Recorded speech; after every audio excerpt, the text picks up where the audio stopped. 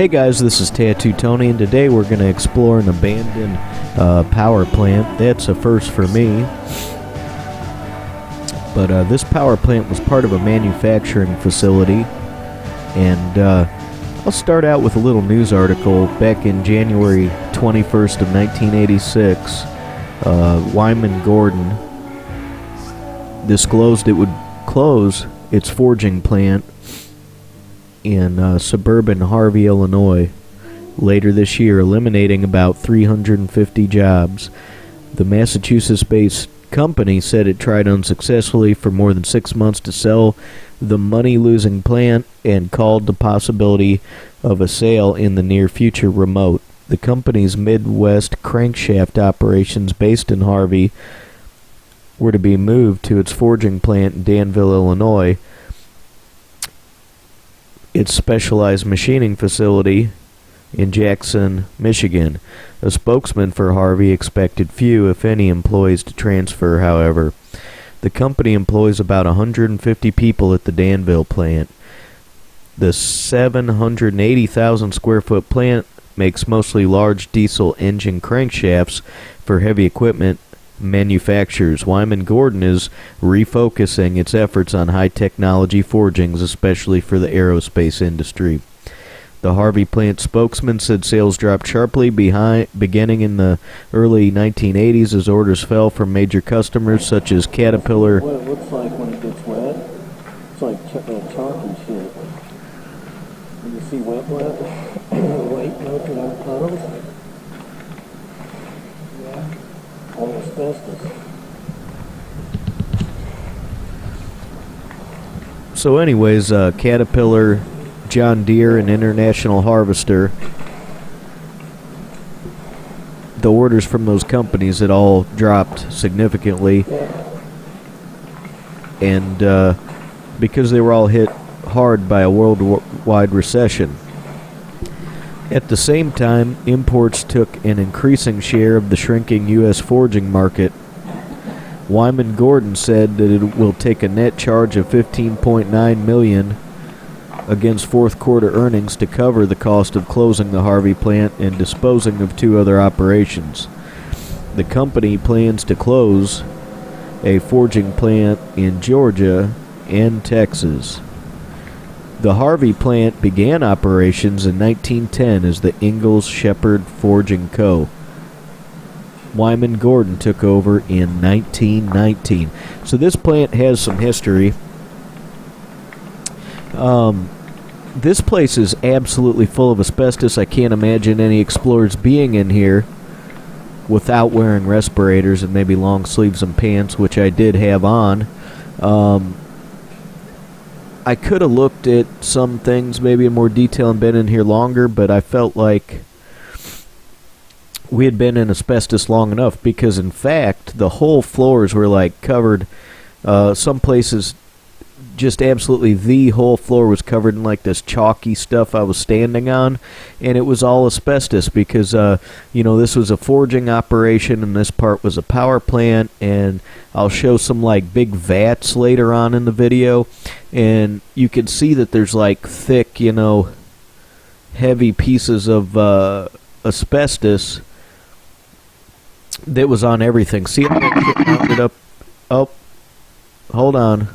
I gotta go back and bleep that.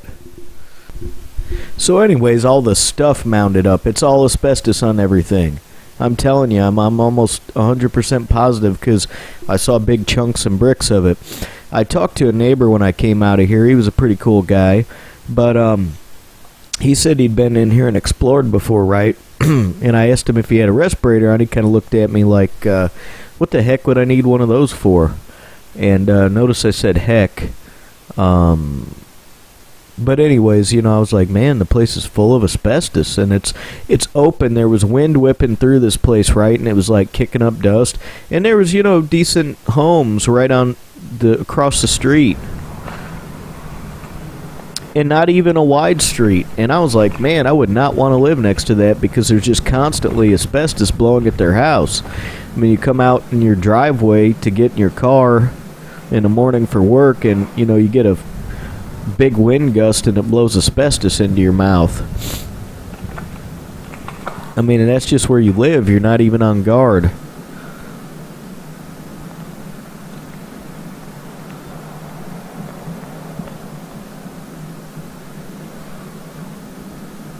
I'm sure Andrew has some Ingersoll Rand, just spectacularly beautiful photographs from this place of this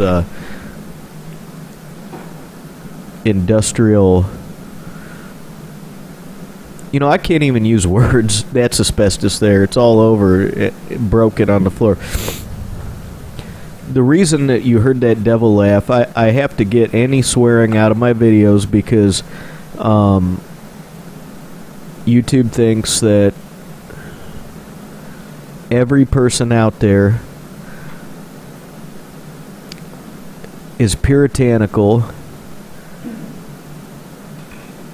and they're running an inquisition, and so now if I swear in a video within 30 seconds of the video being uploaded, they demonetize it. So all the really juicy stuff I put up, I'll have to that interview with that guy, or the guy that I was filming that I last put up got demonetized immediately. There was no way to put that up without that being in there. It wouldn't have been interesting. And for some reason, I guess, advertisers and YouTube think that people that enjoy stuff like that don't also buy things.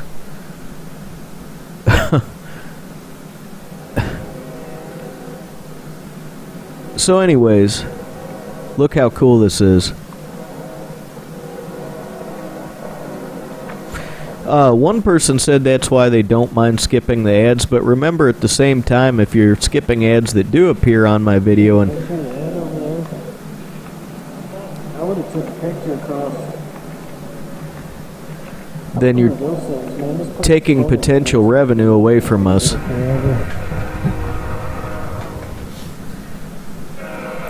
So, skipping ads on all my videos, immediately, is not a way to get back at YouTube. That just gets back at me. Because my problem is I need more ads to run, and I need stuff not to be demonetized, so that way I can make a small revenue stream besides what people have so graciously started to donate, so that my monthly budget can be larger so I can make more videos. So anyways, that's all on that. But yeah, skipping all the ads on my videos is not a way to get back at them. It kind of only punishes me. Somebody else also mentioned they were going to become a Patreon subscriber, but if I was going to stop uploading, they may not. I think they misunderstood what I was saying. What I was saying was it gives me second thoughts about uploading videos like the prior video with the guy out front if they're going to automatically demonetize it. But I was tired and frustrated last night, and to be honest with you, I'll probably still upload stuff like that because there's people who enjoy seeing it who are donating money and Patreon subs. So anyways, and beyond that, I've already made 200 and something odd videos that I assume you have watched and we're not a Patreon subscriber already, so anyways,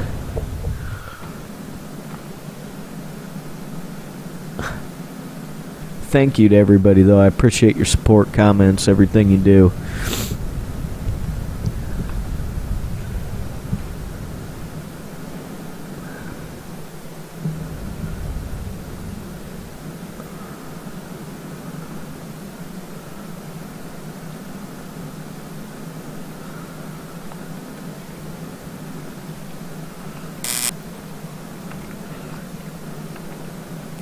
When I film this stuff and walk around, I almost don't get to explore and take it in like I would if I was just looking and not making a video showing every angle. So, I mean, I really do this for other people to see and to preserve it, these locations, for everybody and have a decent visual record.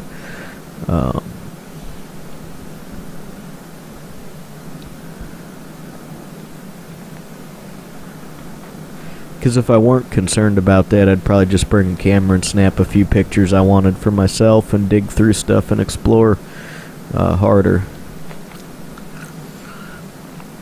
See all that on the ground? Asbestos, my friends. I hear a lot of people joking about, like, that respirators are for... I don't know, I don't get it. It never sounds real bright to me. All that is asbestos on the ground. If you don't have decent respirators and you come in here,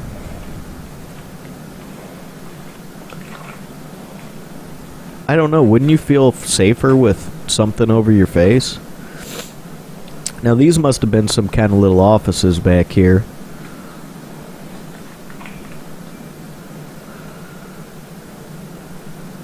It almost looked as if somebody might have been squatting in here at one point. Maybe, maybe not.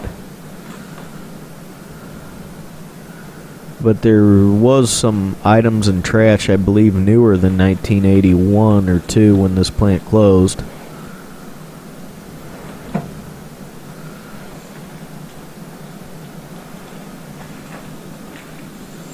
I wonder when people are picking a building to squat in, because a lot of times there's so many abandoned buildings, I wonder if the amount of asbestos plays a factor in where they pick.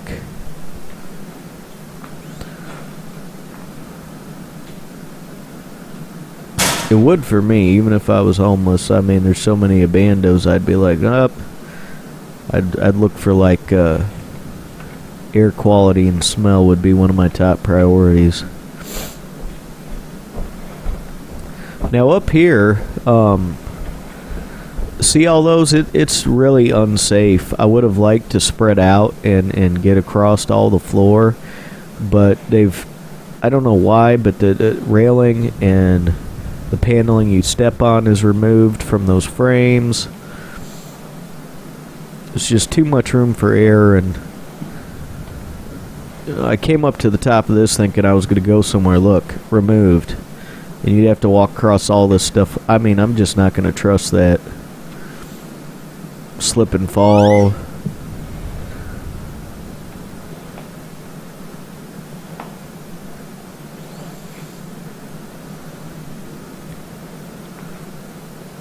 Fall to your death.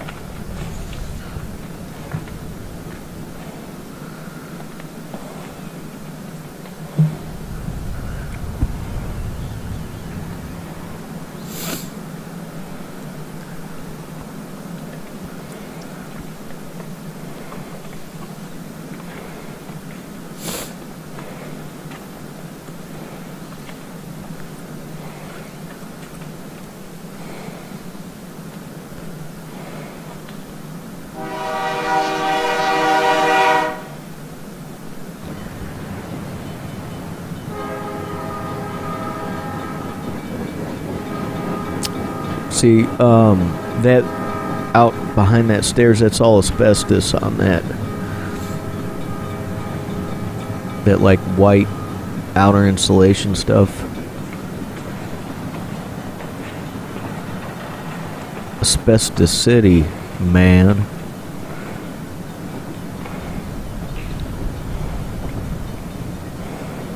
You can see it again. See that, whatever that is, that tank, that vat, completely covered in asbestos. I assume all the pipes and everything running through here were also insulated and fireproofed with our friend asbestos. I wonder if asbestos is gonna get the video demonetized. I mean, they could misconstrue that somehow and say asbestos is dangerous. So we don't like things that depict dangerous activities. So you're demonetized for asbestos. The worst thing is they don't even tell you specifically why you're demonetized. I mean, sometimes I guess I know they don't like bad words. The YouTuber doesn't like bad words. Hi, they already have a YouTube Kids app for kids.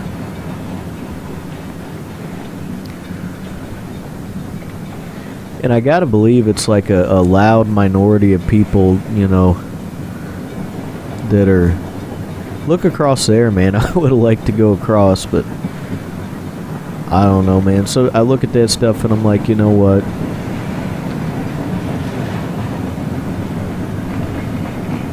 It's already bad enough being in here, breathing an asbestos milkshake. I don't need to, like, you know, instantly die.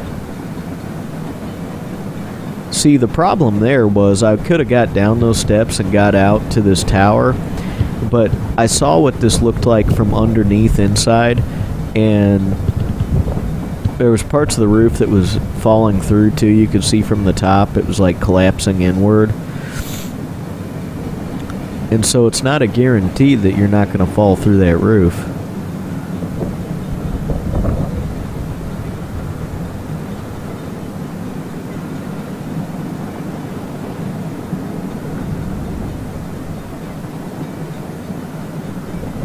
So you can see there was probably a lot more in this area, maybe at one point. You see stuff overgrown, stuff demolished, stuff places abandoned.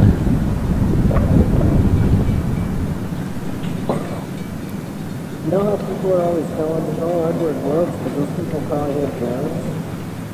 They're retarded. That's some these things you should be worried about.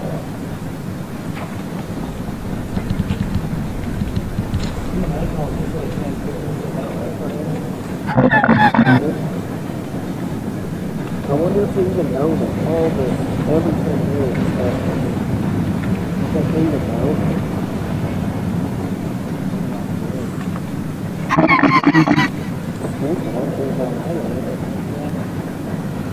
So no, that wasn't me coughing. That was a crummy. Look at that bird. It's so amazing. I love that bird. That's all asbestos, right? It's also, that's all asbestos. More asbestos. No, like it's contact with That devil sounding laugh is covering up the couple of naughty words I said. Dang naughty words. Anyways, I had a couple people too yell about me re-uploading videos. There was a reason for that. They had been demonetized and I was trying to fix them so they could be monetized, so I re-uploaded it. I'm sorry that it put such a kink in your day. And after the thousands of hours of work that I've put into doing this, I'm sorry that having a second notification pop up for a video put such a big kink in your day you felt you had to say something negative about it.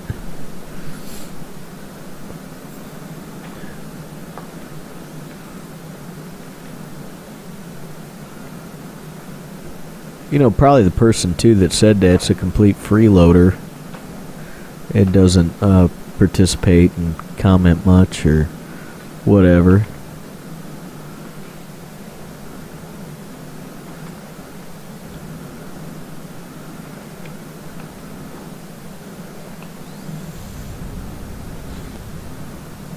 So sorry if I sound like a butthole and a little bit uh-oh. I hope I don't have to bleep that too. Sorry if I sound a little bit crass today though. I mean, it is what it is. Love you guys. Thanks for watching. I appreciate all the support. Please comment, like, share. You're important to my channel. Love you guys. Bye.